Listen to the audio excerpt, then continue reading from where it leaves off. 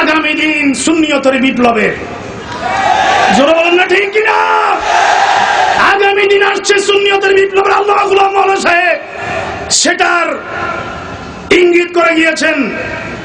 ইনশাআল্লাহ সর্বপর্যায়ে বাংলাদেশের ৬৪টা জেলায় ৮২,০০০ গ্রাম থেকে গ্রামান্তরে সর্বত্র আমরা ঘুরে বেড়াচ্ছি।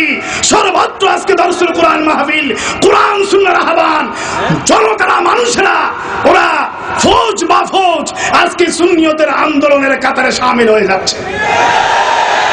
আমি জিজ্ঞেস করতে চাই আমার কর্মী ভাইদেরকে, তোমরা রাজপথে থেকে আন্দোলনের এই জমি এখানে থেকে সংগ্রামের রাজপথকে এগিয়ে নিয়ে যাওয়ার জন্য রাজি আছো কি নাই?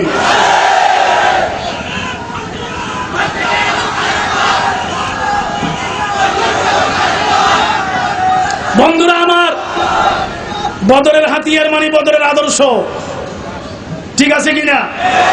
আমরা হাতিয়ার হাতে রাখি।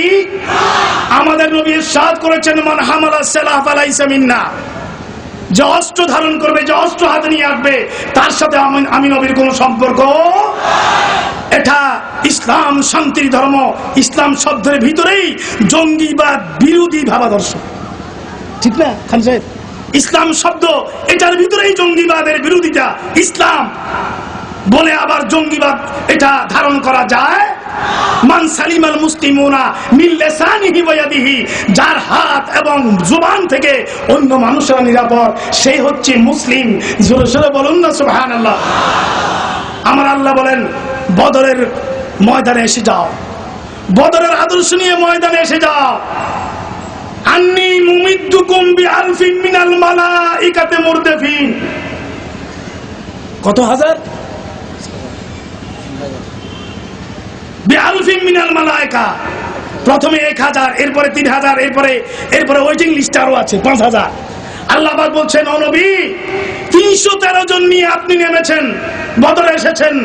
আমি আল্লাহ আপাতত ১,০০০ ফেরেশতা পাঠাচ্ছি। জোরে সোরে সুবহানাল্লাহ বলবেন না? এদিকে বলবেন না? একটু হাত তুলে বলুন এইদিকে। কয় হাজার পাঠাচ্ছে আল্লাহ? আল্লাহর ফেরেশতার বাহিনীর কোন সংখ্যা নিরূপিত আছে? লা ইয়াসুনা বিমা আমার আল্লাহ, আল্লাহ যা আদেশ করে ওই আদেশকে তারা ভাইলট করে। এজন্য এক সাহাবী এসে নবীকে বলল, ইয়া রাসূলুল্লাহ, আমি তো যুদ্ধ করতে পারছি না। বদরের যুদ্ধ থেকে সে হয়রান পেরেশান হয়ে তাবুতে এসে আমার নবীকে বলছে, ওগো নবী, আমি তো যুদ্ধ করতে পারছি না, জিহাদ করতে পারছি না। আল্লাহ রাসূল বলেন, কি ব্যাপার, কি হয়েছে? সে বলছে, ওগো নবী, আমি তরবারি উঠাই, ওটাকে কাফিরের গর্দনে ফেলার আগেই ওর গর্দনটা ছিঁড়ে কেটে পড়ে যাচ্ছে। এই দৃশ্য দেখে আমার ভয় লাগছে। আমার রাসূল বলেন, ও সাহাবী, ভয় করো না, ভয় করো না। আল্লাহ পাক ফেরেশতাদেরকে পাঠিয়ে দিয়েছে আর বলেছে, ফাদরিবু মিনহুম ফাদরিবু ফাওকাল আনাক, ফাদরিবু ফাওকাল আনাক। ও ১,০০০ ফেরেশতা যাও, আবু জাহেল তার গোষ্ঠীদের গর্দানের উপরে মারো। কোথায়? ওয়াদরিবুহুম ওয়াদরিবু মিনহুম কুল্লা বানান। আবু জাহাল, আবু লাহাব, উতবা, সাইবার যতগুলো ঘাঁটি আছে, ঘাঁটিতে ঘাঁটিতে হামলা চালাও। সুবহানাল্লাহ বলবেন না? আরো জোরে ওইদিকে বলবেন না? কার নির্দেশ? আমি ফেরেশতা পাঠিয়ে দিলাম, আরো ওয়েটিং লিস্টে আছে, চিন্তা করো না। আরো সাহাবীরা আসলো, ওগো নবী, যুদ্ধ করতে পারছি না, জিহাদ করতে পারছি না। কি হলো তোমার? হুজুর, জিহাদের ময়দানে ঘুম আসতেছে। জিহাদের ময়দানে? জিহাদের মালিকে ঘুমাতে পারে? আপনারা কি রাজপথে ঘুম যাবেন? ঘুমাবেন না জাগ্রত থাকবেন? ঘুমাবেন না জাগ্রত থাকবেন? ঘুমাইলো নবীর ফজিলত নিয়ে কলবকে জাগ্রত রাখতে হবে। ও সাহাবী আসি বলেছিল ঘুম আসতেছে। আল্লাহ রাসূল বললেন, হ্যাঁ, কুরআনুল কারীম ইউগাশিকুমুন নুআসা আমানাতাম মিনহু, তোমরা জিহাদের মানে ময়দানে তোমাদের ঘুম এসে যাচ্ছে, আরামের ঘুম, তাহলে তোমাদের বিজয় কত নিশ্চিত। তোমাদের বিজয় কত নিশ্চিত। আবার আল্লাহ পাক ওয়ায়ুনাজ্জিলু আলাইকুম মিনাস সামায়ে মা, আসমান থেকে আল্লাহ পাক রব্বুল আলামিন বৃষ্টি নাজিল করলেন। কিছু সাহাবী জিহাদ করছে, হায় হায় হায় হায় হায় হায়, জিহাদ করছে, মনের ভিতরে চানবিন, আমি তো জিহাদ করতে যে এসেছি, আমি তো না পাক ছিলাম, গোসল করার টাইম পাইনি, স্ত্রীর সাথে মিলন করেছি। যখনই নবীর পক্ষ থেকে জিহাদের ওয়ার্নিং এসেছে, জিহাদের আহ্বান এসেছে, তরবারি নিয়ে ঘোড়ার উপরে সওয়ার হয়ে বদরে চলে এসেছে। গোসল করার সময় হয় নাই। আমরা যে কোনো আন্দোলনের ময়দানে ডাক দিলে তোমরা আসতে রাজি আছো কিনা? কর্মী ভাইদেরকে বলছি, অন্য যারা মুরব্বী তারা দোয়া করবেন, রাজি আছো কি নাই? বন্ধুরা আমার, মনের ভিতরে নানা রকমের চাইন বিন আমার স্মরণ পড়ে। এই সূরাতুল আনফালের ভিতরে আরেকটি আয়াত আছে, 24 নম্বর আয়াত, যে ইস্তাজিবু লিল্লাহি ওয়ার রাসূল।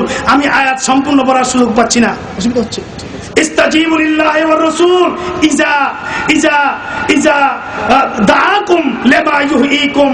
ও আমার সাহাবীরা, ও উম্মতেরা, যখন আল্লাহ রাসূল ডাক দিবে, সব কাজ ফেলে দিয়ে, নামাজ হোক, রোজা হোক, হজ হোক, যে কোনো ইবাদত বন্দেগী হোক, ওটা বাদ দিয়ে নবীর সামনে এসে লাব্বাইক বলো। নামাজ থাকলে নামাজ পড়া যাবে। জঙ্গে উহুদের সময় খুব লক্ষ্য করে শুনবেন, জঙ্গে উহুদের সময় হযরতে হানজালা মুসলমানদের পক্ষে আর ওনার বাবা আবু আমের রাহেব কাফেরের পক্ষে। কি অবস্থা! পিতা হচ্ছে কাফেরের পক্ষে আর পুত্র হচ্ছে মুসলমানদের পক্ষে। হযরতে হানজালা আর বাবা হচ্ছে আবু আমের রাহেব কাফিরদের পক্ষে। পিতা পুত্রের মধ্যে জিহাদ। হযরতে হানজালা উনি রাসূলকে এসে জিজ্ঞেস করলেন, ইয়া রাসূলুল্লাহ, আমার বাবা কাফিরদের পক্ষে যুদ্ধ করছে, আমি যদি তাকে আওতার মধ্যে পাই কতল করব কিনা? কথা বুঝতেছেন? এদিকে কথা বুঝতেছেন? আমি আমার বাবাকে আওতার মধ্যে পেলে কতল করব কিনা? বুঝা গেল সত্য প্রতিষ্ঠায়, সুন্নিয়ত প্রতিষ্ঠায়, ঈমানি দাবি প্রতিষ্ঠায় পিতা পুত্রের কোন পরিচয়, উস্তাদ ছাত্রীদের কোন পরিচয়, মাসিয়তের মধ্যে এতাত নাই। মাসিয়তের মধ্যে এতাত, লা তাআতা ফিল মাসিয়া। ঠিক আছে কিনা কথা? মাসিয়তের মধ্যে বাবা যদি বলে তুমি নামাজ পড়তে পারবে না, বাবার সাথে বেয়াদবি করা যাবে না। বাবা যে বললো নামাজ পড়া যাবে না, ওটা শোনা যাবে না। কথা ঠিক আছে কিনা? কেউ আবার এটা থেকে চুনকি ফুনকি বের করার চেষ্টা করবেন না। হ্যাঁ, আল্লাহ রসুলের প্রশ্নে কারো এতাআত নাই। যে এতাআত করলে আল্লাহ এবং রসুলের বিপক্ষে চলে যেতে হবে, যেই এতাআত করলে আল্লাহ রসুলের সাথে মাসিয়ত হবে, সেই এতাআত করা যাবে। ঠিক কিনা বন্ধুরা আমার? যাই হোক, হযরতে হানজালা বললেন, ইয়া রাসূলুল্লাহ, আমার বাবা তো আবু আমের রাহেব, ওদিকে যুদ্ধ করছে, আমি কি করব? তাকে কি আল্লাহ রাসূল বললেন, তুমি জিহাদ করে যাও, যুদ্ধ করে যাও, কিন্তু কি করবা তোমার বাবা? তুমি তাকে কমপক্ষে কতল করিও না, তাকে কতল করিও না। হানজালা বলেন যে আমি বহুবার আমার বাবাকে আওতায় পেয়েছি, বহুবার আমার পিতাকে আমি আমার আওতায় পেয়ে গিয়েছি, কিন্তু আমি নবীর আদেশকে সম্মান করেছি। জোরে বলুন না সুবহানাল্লাহ। আমার ইচ্ছে হয়েছে তার আমি দ্বিখণ্ডিত করে দেই, কিন্তু রসুলের আদেশকে আমি মাথায় শিরোধার্য রেখেছি, আমি কতল করি নাই। কিন্তু আমি কাফিরদের বুদ্ধ ভেদ করে ভিতরে প্রবেশ করে ওদের নেতা আবু সুফিয়ানের কাছাকাছি চলে গেছি। একদম ওহদের ময়দানে আবু সুফিয়ানের কাছাকাছি চলে গেলাম, তাকে আমি হত্যা করতে যাব। ঠিক সেই মুহূর্তে সাদ্দাত নামে এক কাফিরের নেজার আঘাতে হযরতে হানজালা রাদিয়াল্লাহু তাআলা ওহদের ময়দানে শাহাদাত বরণ করলেন। ইন্না লিল্লাহি ওয়া ইন্না ইলাইহি রাজিউন। আমার